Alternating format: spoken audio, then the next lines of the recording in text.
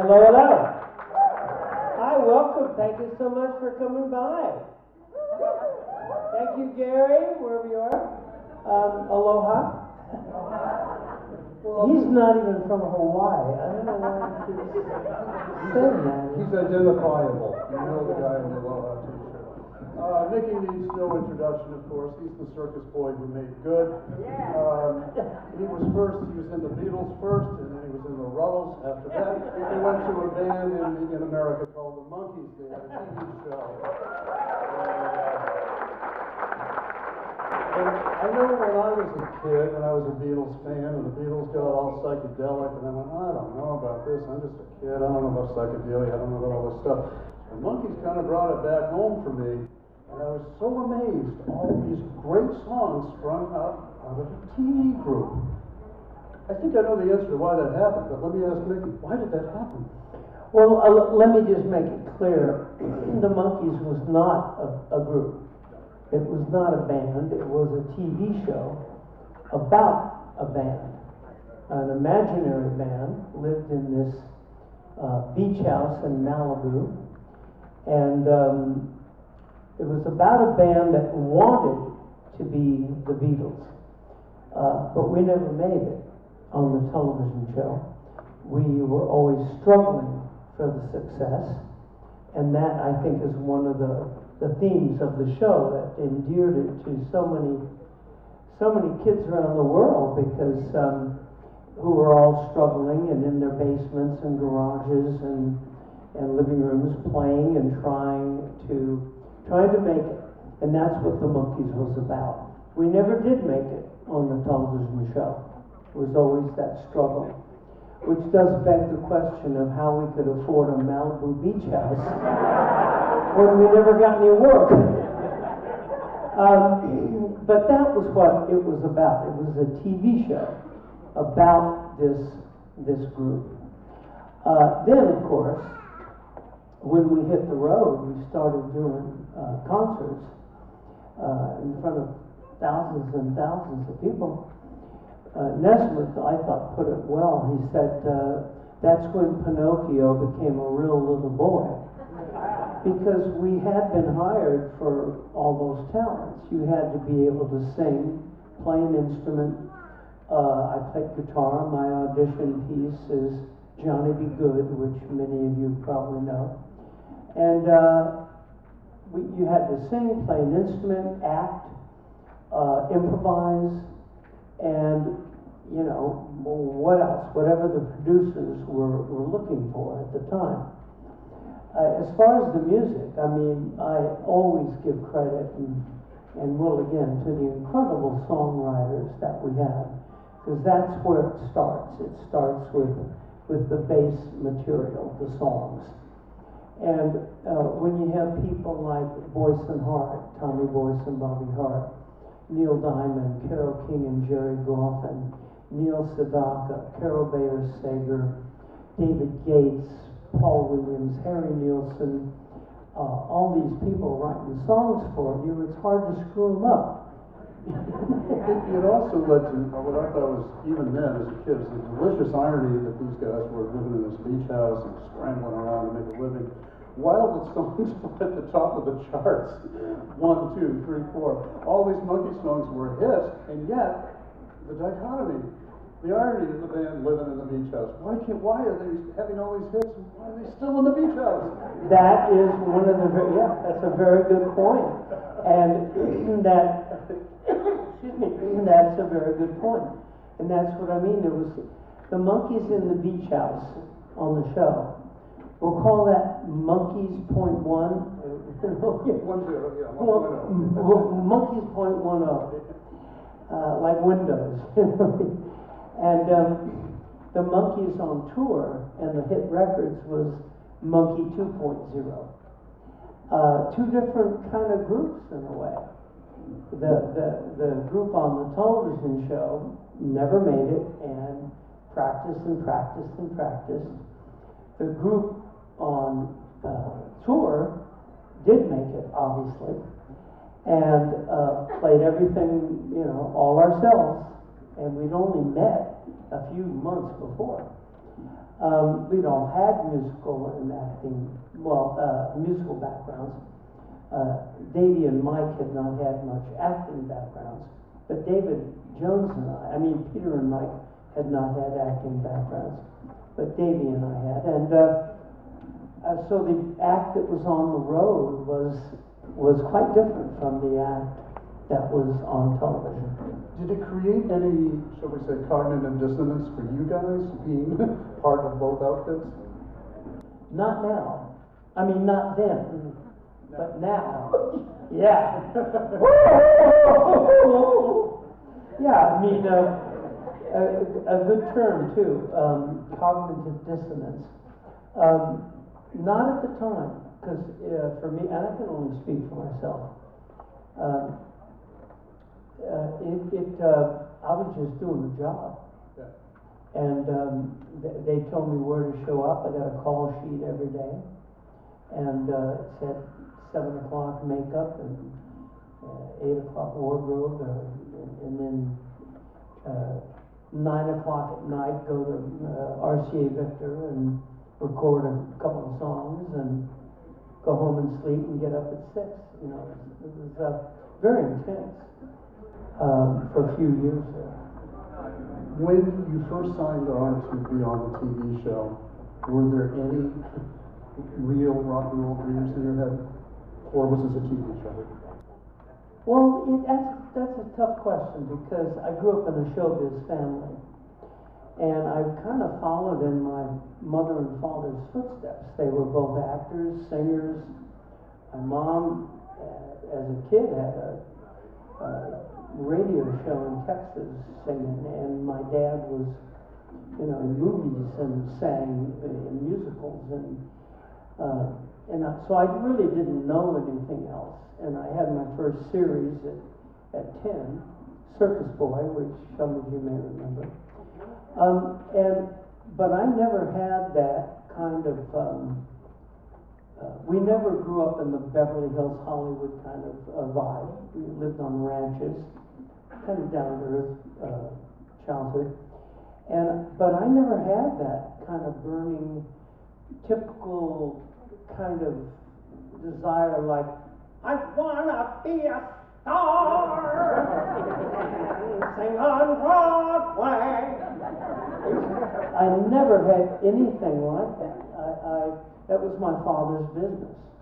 And if he'd have been, I don't know, a surgeon, I might have ended up being a surgeon, which is very typical. You follow in your parents' footsteps. So no, I never had that. But I did Circus Boy.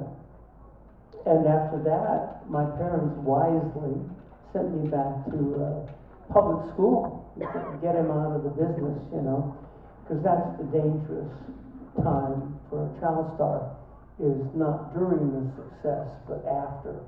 Why don't they love me anymore? Why am I not famous? At 14 years old. So that's the time when it starts to go south. So they took me out of school, out of the business, and went right back to school. And I was just another kid on the block until after high school, when I decided I better try to get a life and try to figure out what I was going to do. And I decided to be an architect, which I think some of you may know, because I've made it public. And I went to school to be an architect. And that was the first time that I made that kind of choice that you're referring to, about a career and a life. But I was singing in cover bands, I was doing little acting gigs on the side, but my plan became I was going to be an architect, and if I couldn't make it as an architect, I could always fall back on show business. Not an unwise thing to do, to have different career paths, one that could take you one way, one that had maybe more some assured success, and another was kind of pie in the sky. How did you win the audition for the Monkees? There were a lot of people who auditioned, we know that, right? What made you the best? You'd have to ask the producers that cast me. I don't know.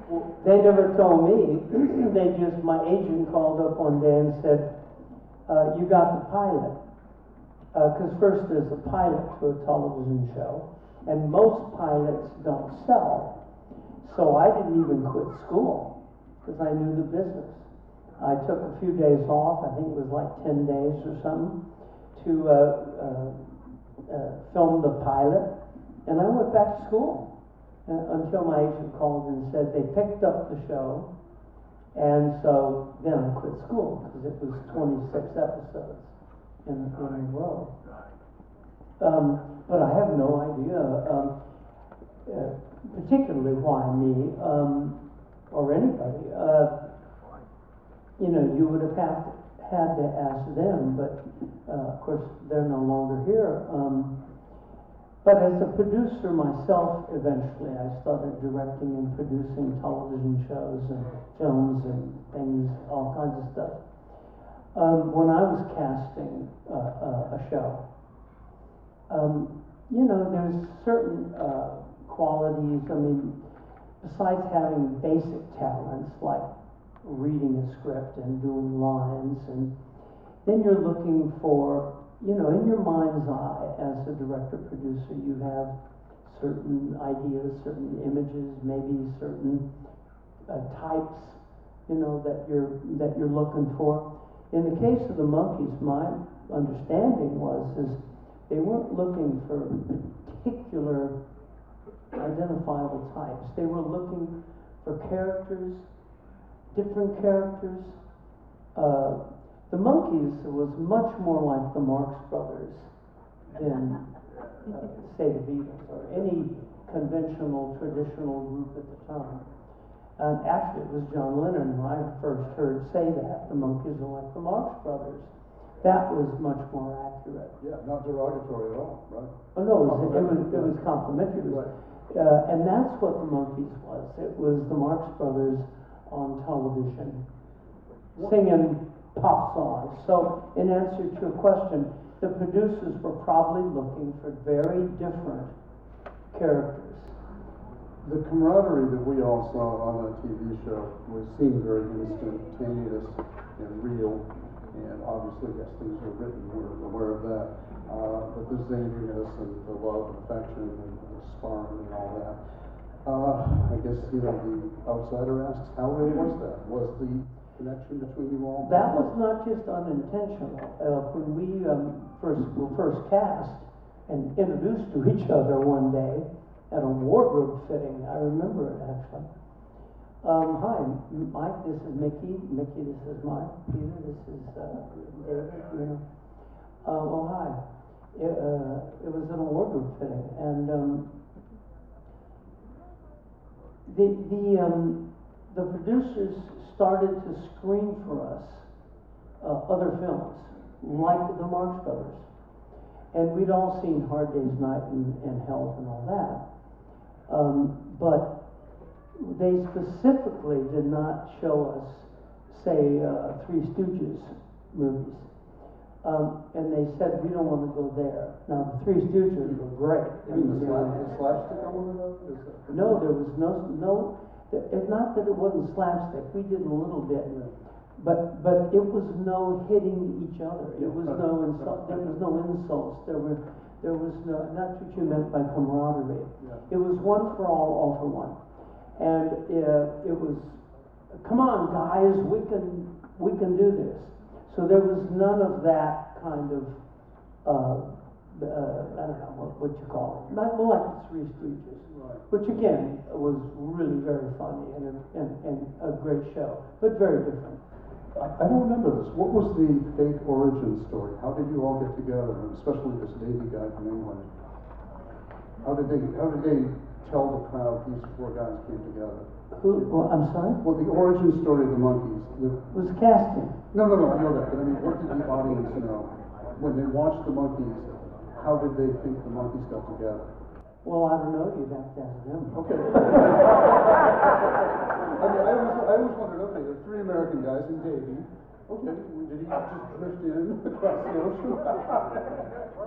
I have no idea. I mean, you'd have to ask the people that saw it what it meant, what it meant to them, and you know, and I think it means probably a little bit something different to everybody. You know, it was like I say, it was this television show about this group trying to make it big. Yeah. And saving the world at times, and you know, becoming the Monkee Man, and you know, and episodes, you know, about some little old lady who couldn't pay her rent, and we go out and raise the money and try to, you know, it was that kind of thing. It was very cleverly written out. It was very cleverly thought out by the producers. There was no topical or satirical humor, which is one of the reasons why I think it survived. Like, I don't know, I Love Lucy, or yeah, more recently, I don't know, maybe whatever, name a show that is lasted for decades, usually because it's not satirical and it isn't topical. And we were never topical. Whereas a wonderful show like Laugh-In, say, or Saturday Night Live now. If you weren't into the news, if you weren't into contemporary, what was going on in the contemporary world, it didn't make any sense. It didn't mean anything. But shows like, well, I've referenced I Love Lucy, or other ones, you know, shows like that, they're not topical, so they have legs, as we say in the business. They can go on because the humor is universal, and it kind of just lasts and goes on and on. One thing that impressed me about the Monkees, I believe, is that you got a lot of props from other musicians, did you not? Well, eventually, different people, some people got it, and some people didn't. And to this day, a lot of people, I mean, it's bizarre. I mean, I'll do an interview with supposedly a well-read, you know, interviewer who has supposedly done his homework, or her homework, or their researchers have. And they say, so when the group got the television show, what was that? And I'm like, oh, here I go again. And there were people that didn't get it. There were people that resented it because it was so successful, so fast. Yeah. And we had not apparently kind of come up through the ropes. Because like I said before, in those days, nowadays it's quite common, but in '66, all groups had grown up together. They were relatives. You know, look at the Beach Boys or the Beatles who were in grammar school together. The Cowsills. Oh, the Cowsills. I mean, all those groups had grown up together, or they were in school together, or they were relatives. And along comes this TV show, and takes the world by storm, and just, you know, so. And a lot of people didn't get that Marx Brothers. But funnily enough, people in England did more than here. In England, right from the beginning, the get-go, the English got it. And I think that's because there were shows preceding the Monkees that were like that. They were company shows. The Goons was one. Peter Cook, Dudley Moore. There were Not the 9 O'Clock News. There were a lot of shows that were like the Monkees, and being a company, a group, Monty Python. You know. Yeah. They were all PhDs at Cambridge and Oxford, you know, and then came. So that tradition was quite common in England, not so much here. not for the Monkees. We talked about this last time. We did interview here, I think 5 years ago. And I believe, if my notes are correct, you were asked to join Frank Zappa's band at one point. Is that right? I was. Laughter ensues. One day he called. He lived down the street. And we, bumped into him. He was a big fan. He got it. He was on the TV show. He was in the movie because he got the irony and the whole Marx Brothers, kind of vibe. So he was a fan. And when he was changing up, I guess, his band or something, early 70s, I guess, maybe, whenever. Yeah, he called me up and says, "Do you want to be the drummer for the Mothers of Invention?" And I was like, very flattered. And I said, well, Frank, I don't know if I can cut a gig like that, I mean, I only learned to play the drums like 8 months or whatever. And but I said, listen, I'll ask my record company. I was still under contract. I'll ask my record company if I can get a release and do it. And they said no, absolutely not. We were still making records and doing stuff. But I was quite relieved because you listen to some of that Frank Zappa stuff. Oh my God. And I did okay as a drummer, but I only had to learn the things that I had to learn. Right. I didn't have to learn every other song in the world, like as a cover band, say. And be a studio cat, and I could read music, which was fortunate because I played guitar as a kid, and so I could read music, but I had to learn pretty fast. We all know certainly some of the Monkee songs you sang or identified on, and I remember you were telling me about one that you had an audition on and didn't get. I forget who got. Do you remember? Was that a Davy song? Do you remember? There was a fight, a battle between the two of you. Well, there wouldn't have been a fight between us. Fight the producers, right? Yeah. Well, the producers, we often recorded. Mike and David and I, mainly David and I, but also Mike and also Peter at times, would record a vocal on the same track. And then somebody else upstairs would decide, because I think the one you may be talking about is "I Want to Be Free." Yes, yeah. That's probably it, because there is a version around somewhere of me singing that, my vocal on it. And I was also supposed to sing "Little Bit Me, Little Bit You," but that's that whole issue with playing our own music and Don Kirshner and all that stuff. And I didn't sing on that, but David did. A great vocal on it too, and great song, Neil Diamond. Is the most vicious Monkee song "Stepping Stone"? Well, I don't know about vicious. I mean, it's pretty garage rock. Yeah. But that's the Monkees were a garage band, literally. I mean, it's but I would say that's one of the kind of the up-tempo hard rock and roll songs, And I'm not sure what else. Well, Michael's "Circle Sky" was, brilliant. But not many like that. Did you ever hear the Sex Pistols cover? I'm sorry? Did you ever hear the Sex Pistols cover of Oh, Stepping sure. Stone? Yeah, of course. You like it? Yeah, it was great. And then Ant and Dec in England did a version, and I shot the music video. You wouldn't know who they were. Ant and Dec was a couple of guys in England. They were big acts. Well, it's a great song. That's what I'm saying. Yeah. If you got a great song, it's hard to screw it up. And you can cover it and do it many ways.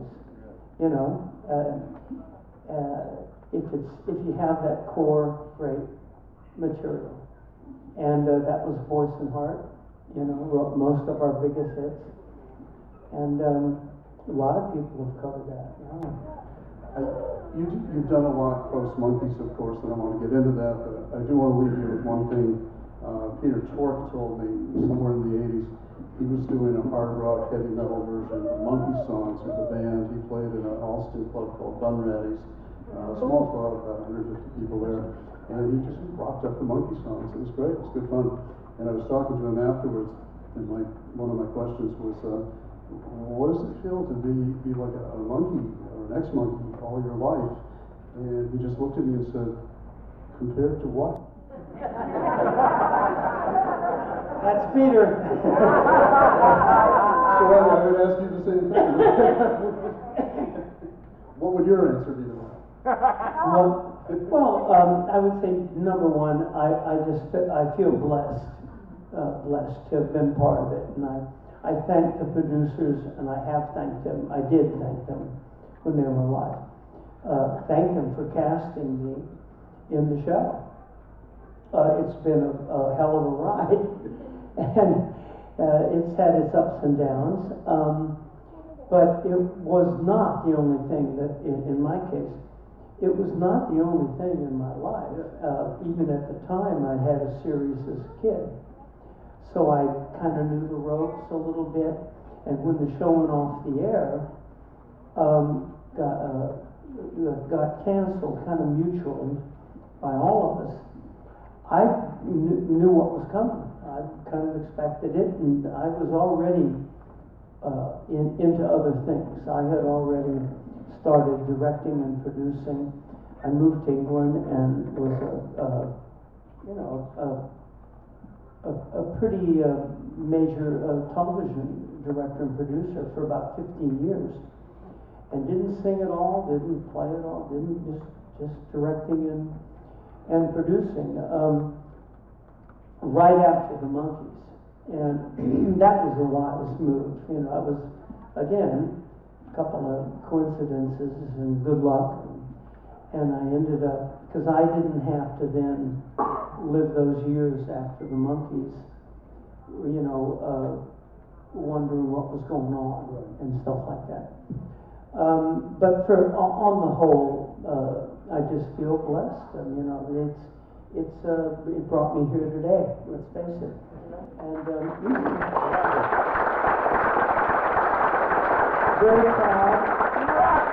proud of that television show.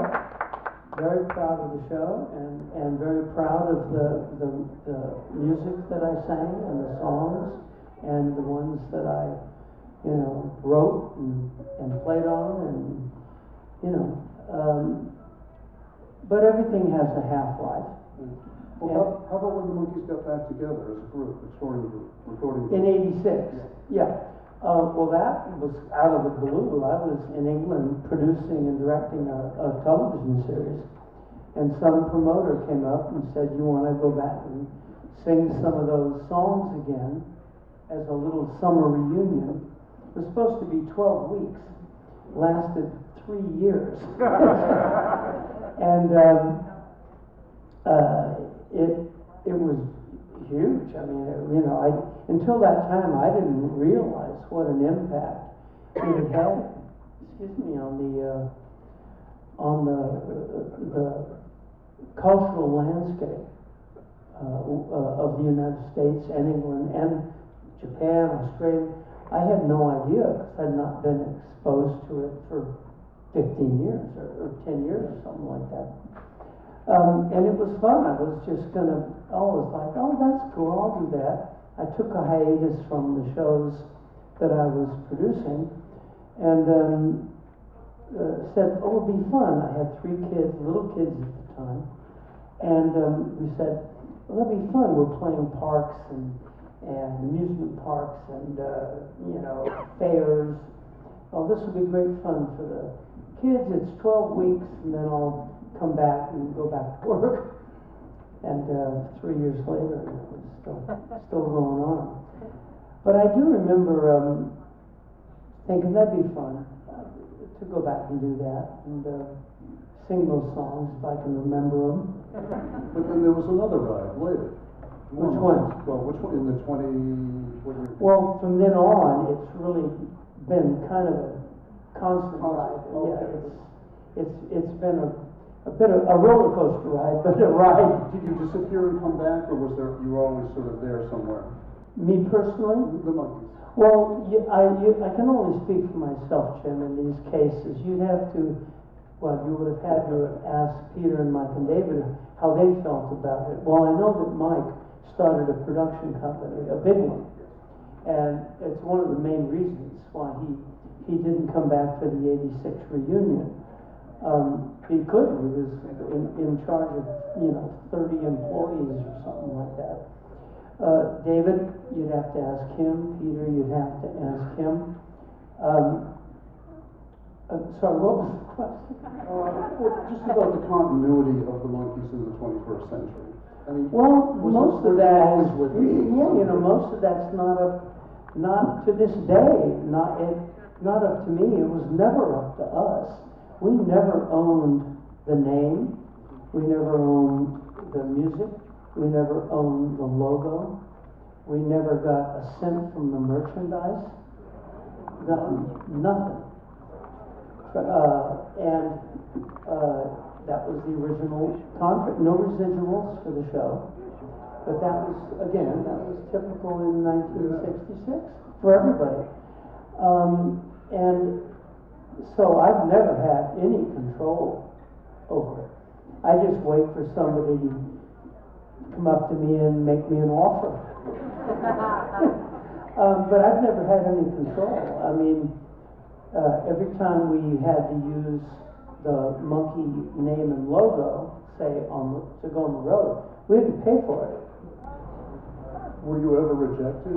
I mean, when you wanted to do it by the people who owned the rights? No, they said go. Yeah, no, as long as we made them a good deal. Right now, since you are the surviving Monkee, are you playing out? Do you continue to play out? And how do you? Oh yeah. I just did a bunch of shows recently, and I got a bunch more coming up, and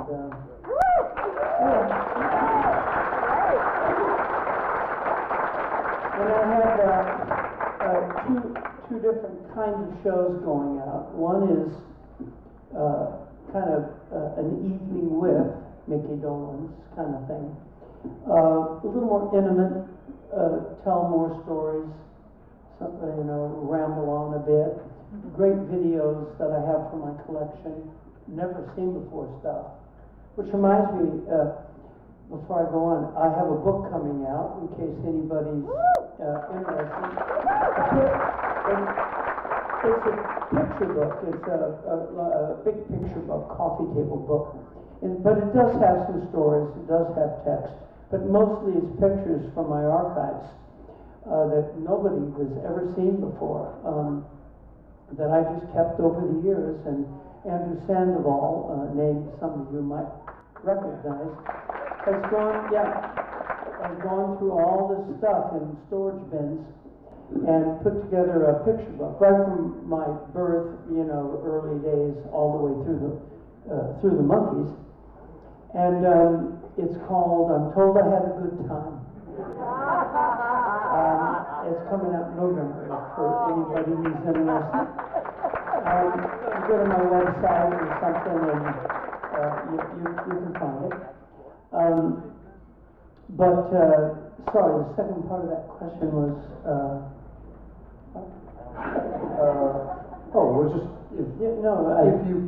What you were talking about, you have two different shows. Oh yeah, two different shows. So the Micky Dolenz Evening with Micky Dolenz is intimate stories, more personal kind of stuff. And then I have another show called Micky Dolenz Celebrates the Monkees, and that's when I celebrate David, Peter, Mike, the whole thing, the gestalt up. A lot of videos of them, and again, a lot of stuff I shot that nobody's ever seen. So you got the backing band. Oh, big 7 pieces, yeah. Are there any people of note in the band, or? Not really. My sister, of course, Coco. Coco vocalist. She does vocals and has always sang with me now for decades. And sang on some of the original Monkee stuff too.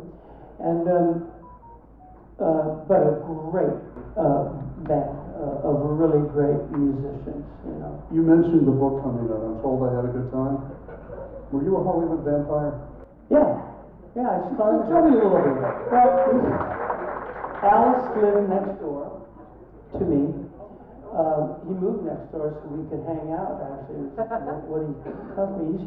He used to babysit for my daughter. He did. I got a photo somewhere. I'm trying to find it to put it in the book. And it's Alice by the pool, his pool. And what? Oh, I've seen it online sometimes, but I'm trying to find my original little copy of it.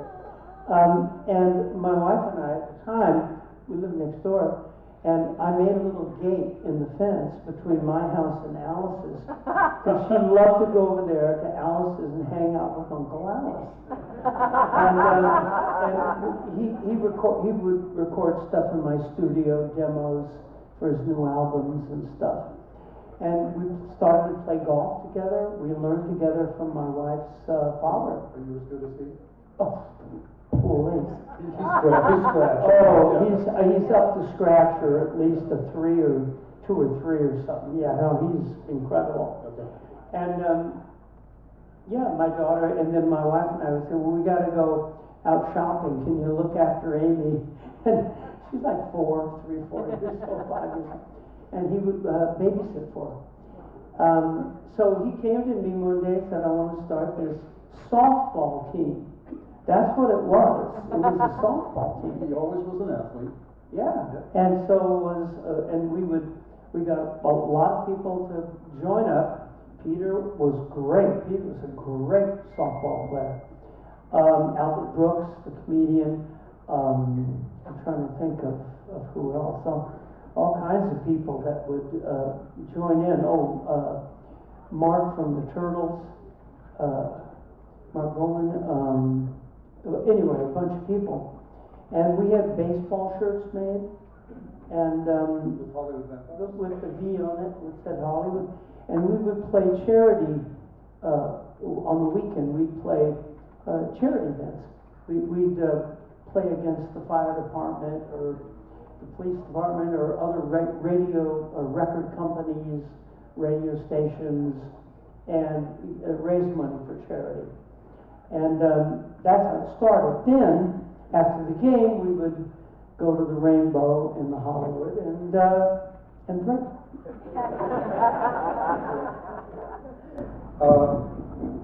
Alice, of course, is quite famously a recovering alcoholic. Did you go down that route?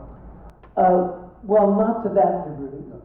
I've had my ups and downs, my issues and stuff, but never to that degree. But then again, just when kind of at the end of the 60s, early 70s, when I was running with my best friend Harry Nilsson, Keith Moon, Mama Cass, that's when I left for England. And so I kind of missed that whole thing in the early to mid and late 70s. Lucky you. Yeah. Well, yeah, I don't know, luck or just fortune or my mom said I always had a guardian angel because I would run right up to the edge of the cliff and then something would pull me back. Have you heard the Hollywood Vampires band today? Oh, yeah. Do you like what they do? What? Do you like what they do? Oh, it's wonderful. Yeah. And Johnny's a hell of a guitar player. I know, people dump on him, but he is, he's good. And I say he wouldn't be playing with Joe Perry if he didn't make the cut, right? Oh, they're all very good, yeah. I know I've seen him a few times and went to rehearsals and stuff and everything.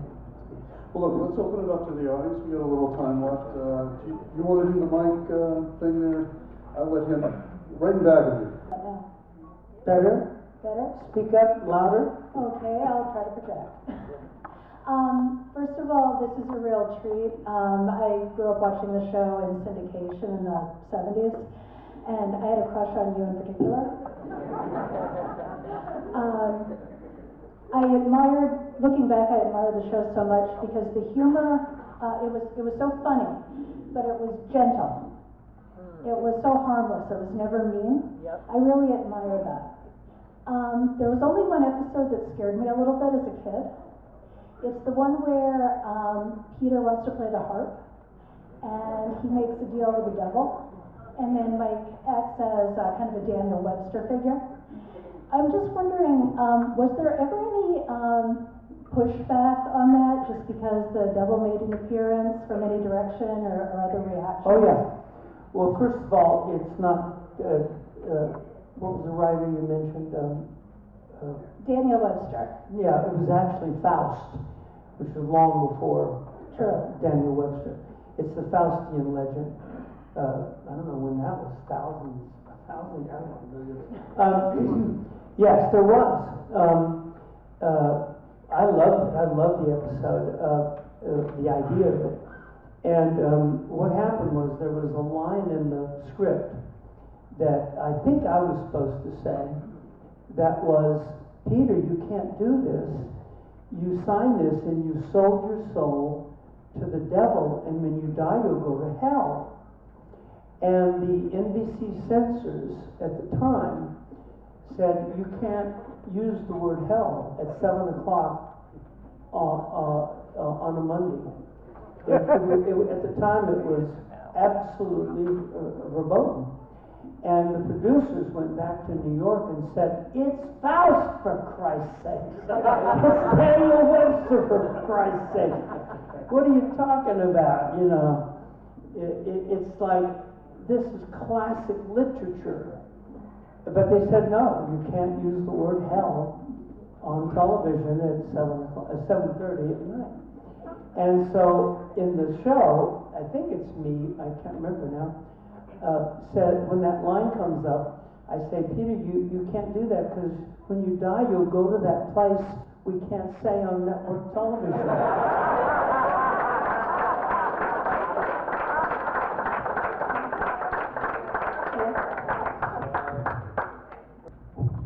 Musical question, if we could. We all know, and you've always acknowledged, the Beatles led the way musically in the 60s. Everybody followed them. You stole a march on them, however, when you got a Moog synthesizer, at least a year before the Beatles got one, and used it to great effect on records like Star Collector. That must have made you feel pretty good about the work you were doing musically in the studio. Oh yeah, but by that time we had control. Before that we didn't. As most of you, I'm sure, know the story. Initially, we had absolutely no control over anything. Not the show, not the scripts, not the songs, not the recordings, not the artwork, nothing. Absolutely nothing, until Mike sort of led that Palace Revolt, and we got the right to control, and that's when Headquarters came out, that wonderful album. That was... Again, that was Monkees point 20. Yeah, that was .20. But for that, now having said that, I'm very proud of those early albums and the work that I did on them. Monkees, and then the first two. I'm very proud of those songs and the writers and the music and everything. But when we did get control, then we were all able to kind of spread our wings musically. And Headquarters is the first major example. We'd played on earlier stuff, Mike especially, but not a lot. Peter told the story, used to tell the story of going in the studio in the early days, and with his bass guitar, because he was the bass player, and he could play bass. And he walked in the studio, and they said, "What are you doing here?" And it's like, well, what do you mean? So, but that's an old story. Everybody's heard that. But yeah, I got the Moog synthesizer, and I remember it was a very difficult instrument to play. It was almost too clever by half, as we say. Yeah, you could hardly even tune it to be a piano, because it had every frequency in the universe available, and you could program this 3 octave keyboard.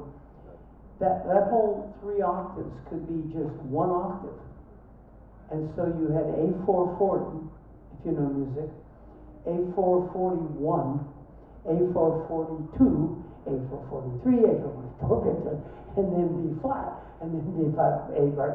You could have every frequency known to the human ear, and every wavelength. Like it's a long story, but it was very difficult to play. So I ended up mainly doing. I did a couple of records with it, but it took a while. But one of my fondest memories is when I had a party one night, and John Lennon came over. Did I drop that name?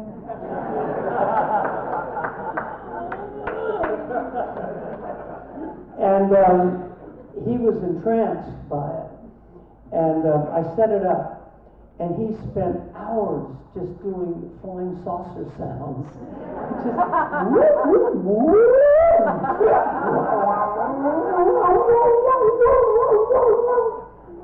it was great. That was a lot of fun. We had fun on it. I'm going to ask a non-musical question. It's a real quick one, just it's kind of a funny thing. Micky, you were once asked to audition to play the voice of another Micky, and you didn't get the role. You remember that? Oh, that's right. I did. Yes. Early 70s. Yeah, in the early 70s, the gentleman that had done the voice for Mickey Mouse for Disney I'm not sure if he passed away or if he retired, but they were looking for a new voice. And I came in and did my audition and came back and did a callback. And my understanding is it came down to me and somebody else, and the other person got the audition. Yeah, but I was up for it. Can you try your Mickey Mouse now? Oh boy, not now. No. I'm hoarse and Hey, what are you doing? Hey, you executives at Disney really suck.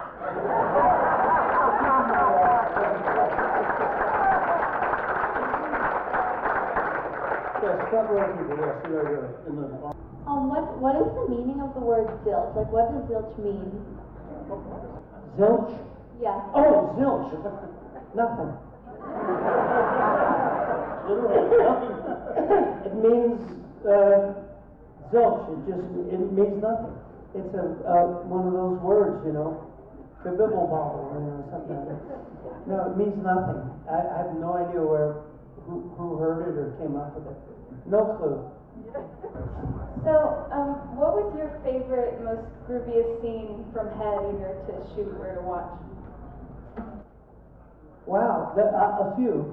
I must say, me blowing up the Coke machine. That was pretty good. That whole desert sequence. Gosh, what else? I don't know, I guess being dandruff in Victor Mature's hair. That was pretty cool.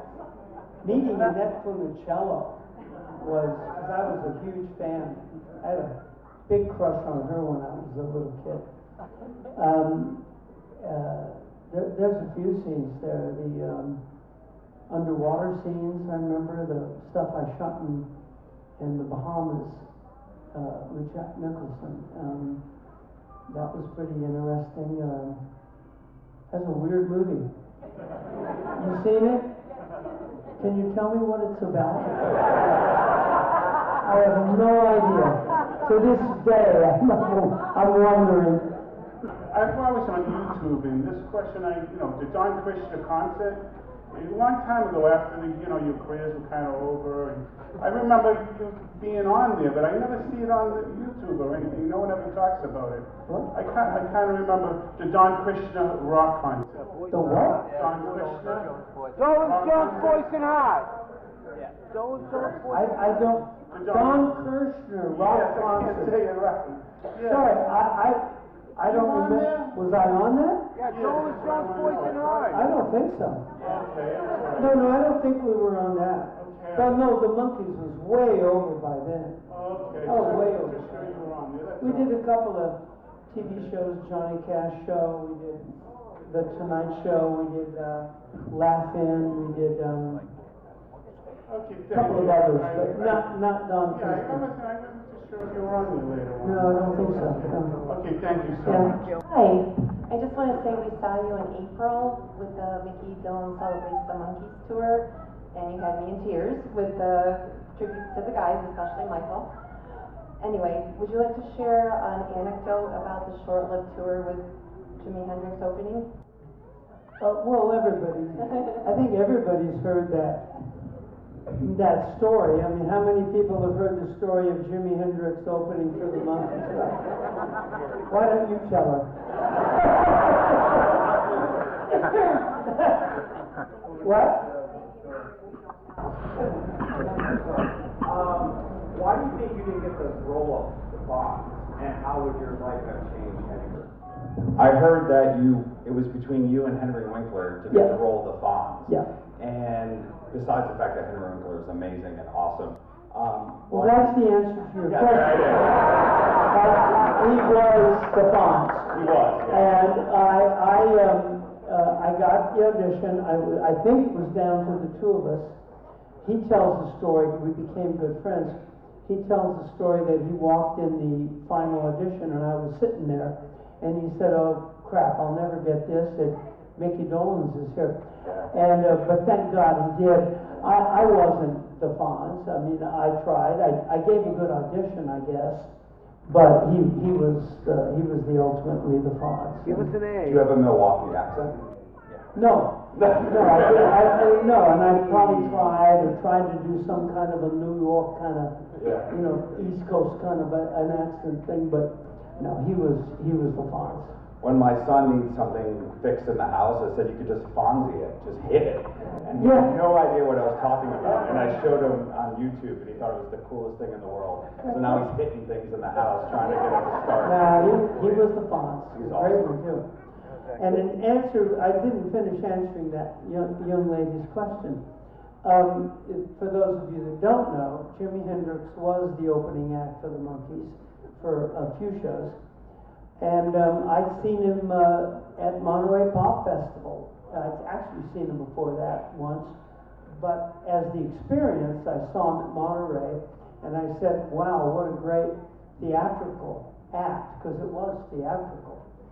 And I told the producers, and they told his people, and sure enough, we were on the road with Jimi Hendrix opening us, and it was wonderful. He was a wonderful, very quiet, very shy, quiet kind of guy. Totally unlike his persona on stage. As it so often is. What? As it so often is, we find. Yeah. The wildest people on stage, Alice, for example. Alice is the perfect example. Scratch golfer. And then, Quiet game. yeah, and then gets his head chopped off. Night after night after night, that's right. He's going to go over to the Monkee Mobile shortly. One more question in the back there. Micky, can you tell me about Frodis Caper, the last episode of the Monkees? Is Frodis supposed to represent marijuana, and if so, did Screen Gems producers know that, and how did it actually get to air on television? The Frodis Caper, the last episode of the Monkees, about the plant, and there was smoke coming out of it. Oh, well, it was kind of I guess a pushback at television itself, and because the big eye was representative of the CBS eye. We were on NBC, and it was a kind of some attempt to make fun of how the television could take control of people's lives and their everything like that. So it was a silly kind of attempt to do that. It was just about television taking over everything. Which at the time there was only 3 channels, so it wasn't. I mean, now it's Ahead of his time. Here's tonight's programming, honey.